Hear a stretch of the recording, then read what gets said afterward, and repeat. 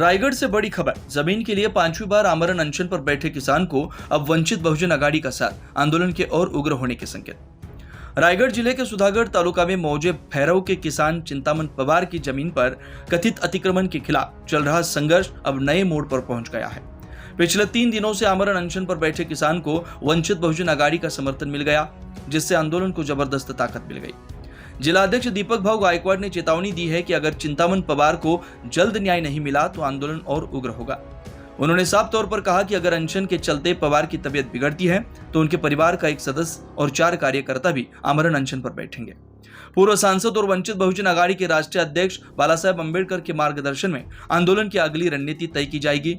इससे साफ है कि आने वाले दिनों में यह आंदोलन जिले में प्रशासन और डेवलपर्स के खिलाफ एक बड़ा जनसैलाब बन सकता है।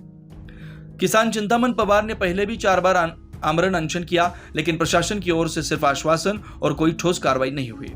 उनका आरोप है कि एक डेवलपर ने उनकी सर्वे नंबर 104 और 106 की करीब 22 गुंठा जमीन पर जबरन कब्जा कर लिया। मामला 2018 से लंबित है, लेकिन कोई समाधान नहीं निकला।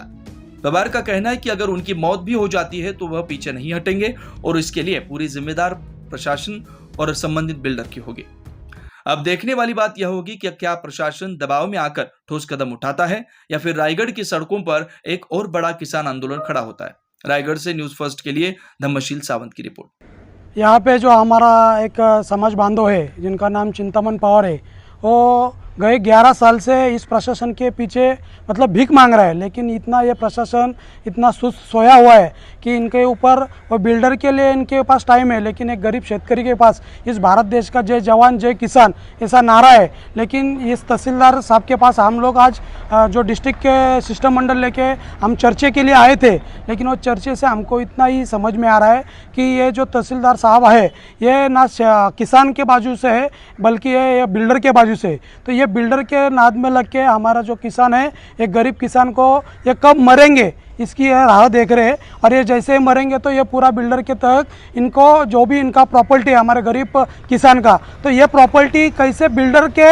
हाथ में जाए इसके लिए ये प्रोसेस में पूरा ये तहसील काम कर रहा है। तो ये जगह पे हम आपके चैनल के माध्यम से और पूरा दुनिया के सामने इस वंचित बहुजन आघाड़ी के माध्यम से ये तहसील का हम यहाँ पे तीव्र विरोध करते हैं, यहाँ पे निषेध करते हैं, और हमारे राष्ट्रीय अध्यक्ष आदरणीय बाला साहेब अम्बेडकर के माध्यम से ये जो हमारा किसान है इनको न्याय देने के लिए रायगढ़ जिले के तौर से और हमारे वंचित बहुजन आघाड़ी सुधागढ़ तालुका के तौर से हम जो भी कोशिश प्रयास है वो करेंगे। और आने वाला जो समय है उस समय में ये आंदोलन और कैसा कठिन बनाए और ये आंदोलन के तहत ये प्रशासन को कैसा जिंदा किया जाए, क्योंकि ये अभी देखा जाएगा तो ये मुर्दा तौर पे सोए हुए, तो इनको जगाने का काम वंचित बहुजन आघाड़ी करेंगी।